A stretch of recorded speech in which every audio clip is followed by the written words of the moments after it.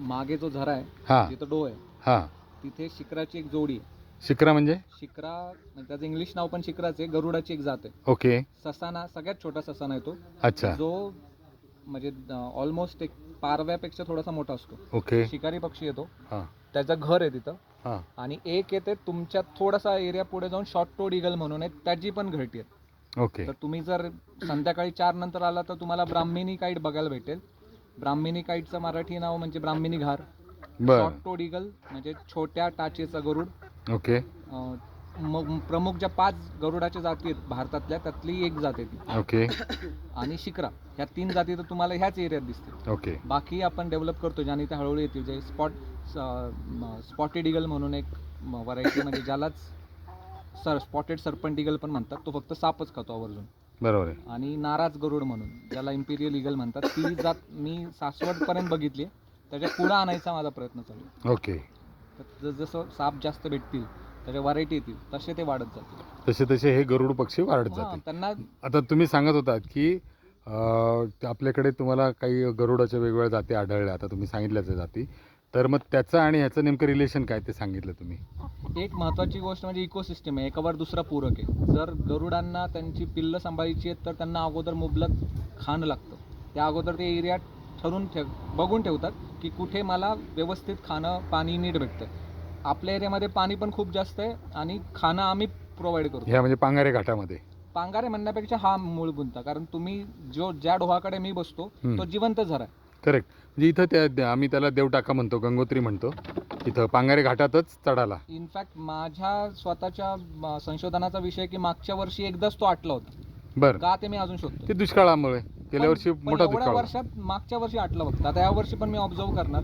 In fact इथं पाण्यातल्या अंबुलिया, snake head, अफगाना नावाच्या पान वनस्पती पण टाकल्यात आम्ही. शेवाळा खाणाऱ्या माशाच्या जाती मी टाकल्यात. गारारुफा म्हणून एक जात भेटते, ओके. लेपर्ड कॅटफिश म्हणून एक जात भेटते. त्या दोन्ही जाती मी इथे इंट्रोड्यूस केल्या तेवढ्यासाठी की ती इको सिस्टीम नीट डेव्हलप व्हावी आणि पूर्ण एरियाच अख्खा सर्वांगीण विकास व्हावा. तर तुम्ही जे वृक्षारोपण करताय त्याच्यातून त्याला अजून हातभार भेटेल. ओके. कारण जेवढी मोठी झाडं असतील तेवढे या जाती नीट सेट होतील. हां हां.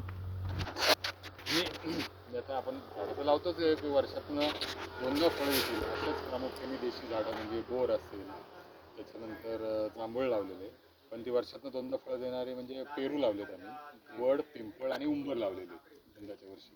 गेल्या वर्षी दुष्काळ होता, संपूर्ण महाराष्ट्रात दुष्काळ जाहीर झाला, त्याच्यामध्ये हा पुरंदर तालुका होता आणि म्हणून तो झरा आटला होता. यंदाच्या वर्षी आपण 4 पाझर तलावातला गाळ काढलाय आणि त्या गाळ काढल्यामुळे यंदा खूप वेळ पाणी साठून राहिले. 3दा भरलेत आणि 3दा ते पाझर तलाव तळाला गेले. ओके. तर त्यामुळे पाणी खूप मुरलंय जमिनीमध्ये. तर यंदा बिलकुल झरा आटणार नाही. फेब्रुवारी एंड पर्यंत तो चालू राहील असं वाटतं. फेब्रुवारी एंड पर्यंत चालू राहील. आणि जर आटलाच तर आपल्याकडे बोर आहे, त्या बोरला 4 इंची पाणी लागलंय. आपण तुम्ही सांगाल तिथे वरती नेऊन सोडू, म्हणजे आपोआप ते झराला पाणी लागेल. ओके. पण ते तुम्ही केला तर ती सिस्टीम ते रनिंग चालू, सायकलिंग चालू. कारण जेव्हा पाणी आटतं तेव्हा आतले मासे मरतात, झाड मरतात म्हणजे आकसून घेतात. ते पाणी आल्यावर ते परत येतात, पण मासे नाही येत परत. पण त्याच्यामुळे पान पक्षी येत नाहीत तुमच्याकडे. माझा तो प्रयत्न चालू आहे की माशांमुळे पान पक्षी यावे. म्हणजे किंगफिशर पासून बगळ्याच्या वेगवेगळ्या, इग्रेटच्या जाती आहेत, तुमच्या स्टॉर्क्सच्या वेगवेगळ्या जाती आहेत. आपण आत्ताच्या ब्रिज पर्यंत गेलतो, जिथं तुम्ही म्हणलात ना ह्या एरियात सोडा, तिथं ब्रिज लागतो, तिथे स्पून बिल वगैरे खैरबन आहे आमचं, ते खैरबन म्हणतो आम्ही. तिथे 3-4 पक्ष्याच्या जाती दिसतात, पान पक्ष्यांच्या. सिमेंटचा बंधारा आहे. एक्झॅक्टली तिथपर्यंत आहेत. मग ह्या एरियात का नाही येत? ह्या गोष्टीमुळे मासे अवेलेबल झाले तर ते इथे येतील.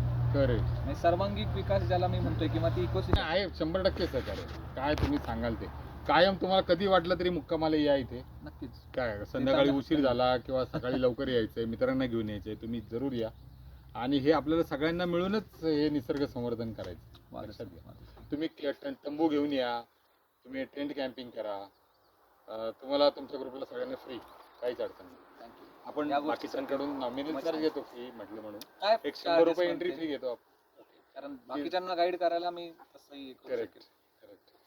म्हणजे ह्याला ज्याचा रोजगार निघतो त्याला तुमच्याबरोबर काठी घेऊन जाता येतं गाईड म्हणून. पाण्याची बाटली असेल, शेवटी जर सिस्टीम आहे तर तिचं मेंटेन कॉस्ट आली. पाण्याची बाटली घेऊन फ्री मध्ये आम्ही पण मागणार नाही, पण आपली मैत्री म्हणून एक हक्काचा विषय तो होतो तो.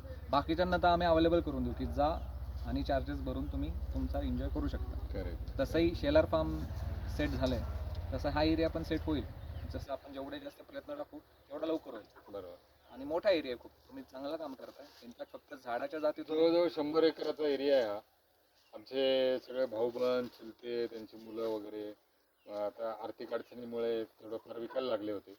मी गेले 5-10 वर्ष सातत्याने सांगतोय. आमचे बंधू मोठे शरद बाप्पू आणि वडील आणि बाप्पांची मिसेस हे या ठिकाणी राहायचे 2000 साली. त्यावेळेस त्यांनी हे बंधारे करून घेतले 4, 1, 2, 3, 4 वसंत बंधारा, राम बंधारा. त्याच्यासाठी नाना नानी पार्क आम्ही केलेलं आहे.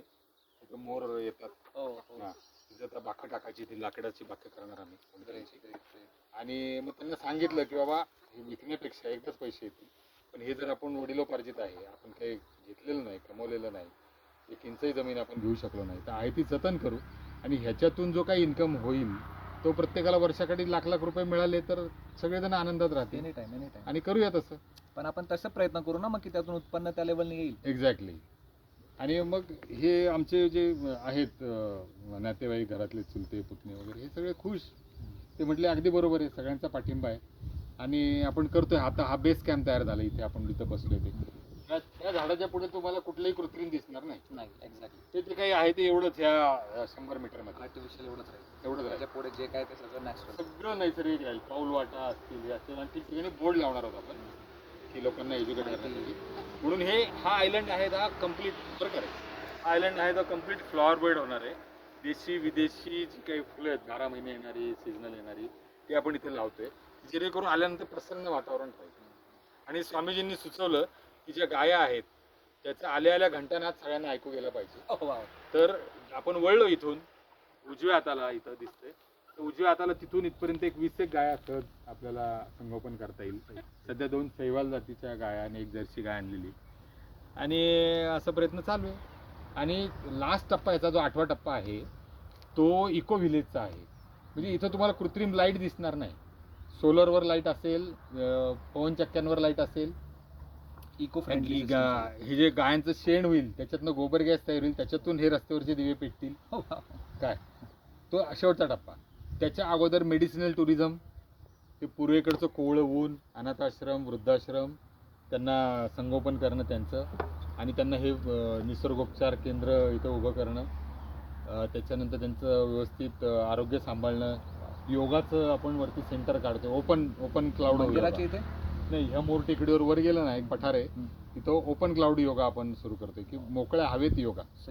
तिथं गाथा परिवाराचे लोक येऊन त्यांचं कीर्तन प्रशिक्षण केंद्र त्यांच्यासाठी, आणि आजूबाजूच्या परिसरातल्या मुलांसाठी स्किल डेव्हलपमेंट, शेतीपूरक आणि ग्रामीण भागात जे काही लागतंय ते सगळं स्किल आपण यांना तिथं मोफत स्किल प्रशिक्षण देणार. सगळं प्रशिक्षण केंद्र तिथं निवासी असेल, अनिवासी असेल, असं सगळं असेल. आणि नावाचं झाड सापडलं. ते गेल्या वर्षी मला दिसलं होतं, रस्त्याला दिसलं होतं, पण ते गेलं. आम्ही अचानक एकदा फिरायला गेलो तर असं फ्लेम लिलीचं झाड दिसलं मला. ते आम्ही सर्च केलं तर आम्ही त्याला सगळ्यांनी नाव दिलं लिली टेकडी. त्याच्या पुढे आमच्या इथले स्थानिक म्हणून आहेत,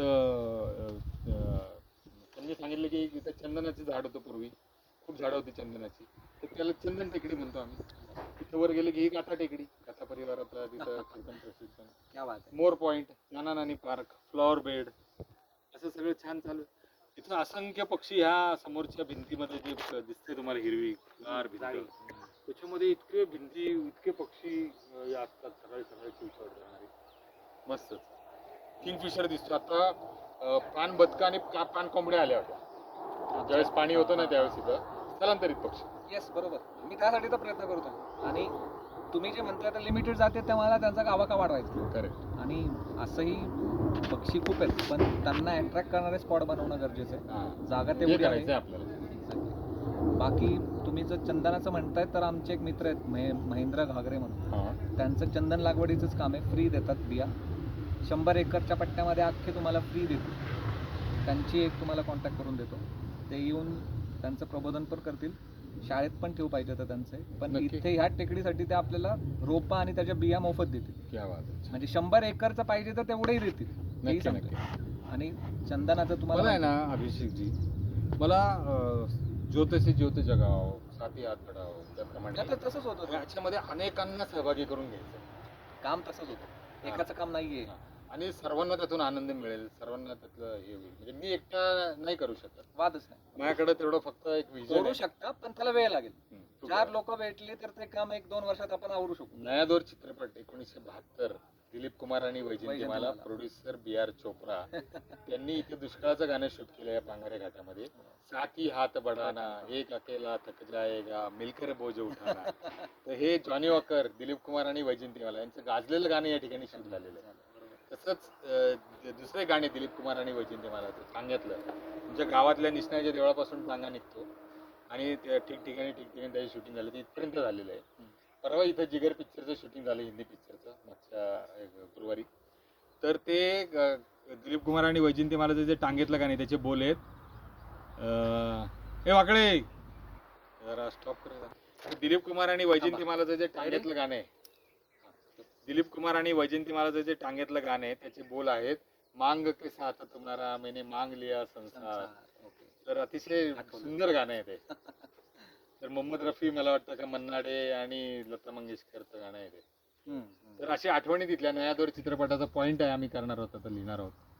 तर आता हे जे काय आपण चर्चा करतोय गेले 5-10 मिनिटं, तर हे आहे पांगारे घाट, स्टेट हायवे 131. तो सुरू होतो कात्रज कोंढव्यापासून ते बबदेव घाट मार्गे सासवड मार्गे पांगारे वीरकडून तो तसाच वाईला जोडला जातो, महाबळेश्वर मार्गे तो कोकणात जातो. हा स्टेट हायवे आहे, अतिशय चकाचक रोड आहे, शेवटपर्यंत चांगला आहे जे, आणि रोड टच हा संपूर्ण हरेश्वरचा परिसर असल्यामुळे ह्याला ॲक्सेस फार इझी आहे आणि विदिन द 35 मिनिट्स पुण्यावरनं तुम्ही इथे येऊ शकता. दुसरं असं की या ठिकाणी हरेश्वराचं वरती डोंगरावरचं देऊळ आहे. आमच्या आजोबांनी हे खेनटांकडून हा परिसर विकत घेतलेला आहे त्यावेळी, आणि म्हणून हे हरेश्वरची व्हॅली आहे. सगळीकडचं पावसाचं पाणी पडलेलं ह्या 3 ओढ्यांच्या माध्यमातनं, हा पलीकडच्या 4थ्या ओढ्याच्या माध्यमातनं या ठिकाणी एकत्र कॅचमेंट एरिया तयार होतो. म्हणून आम्ही ह्या क्षेत्राला हरेश्वर व्हॅली असं नाव दिलं. आणि नंतर लक्षात आलं की रिटायर्ड कलेक्टर आपले फॉरेस्ट कॉन्झर्वेटर यादव साहेब म्हणाले की मी या ठिकाणचं जे मॅपिंग केलेलं आहे पक्ष्यांचं, त्याच्यामध्ये 64 प्रकारचे पक्षी मला आढळले. म्हणून मग हरेश चॅनलवर आहोत, आपलं यूट्यूबवर तर आहोत, फेसबुकवर आहोत आपण पेज काढून, आणि असंख्य लोकांचं याच्यामध्ये सहकार्य मिळावं असं आपण सगळ्या या निमित्ताने मी तुम्हाला आवाहन करतो. तुम्ही याच्यामध्ये खूप मोलाचं कॉन्ट्रीब्युशन करा. सर्पमित्र माझे मित्रच झालेत आता, अभिषेक पवार, आनंद टकोरे, तुमचे चिरंजीव.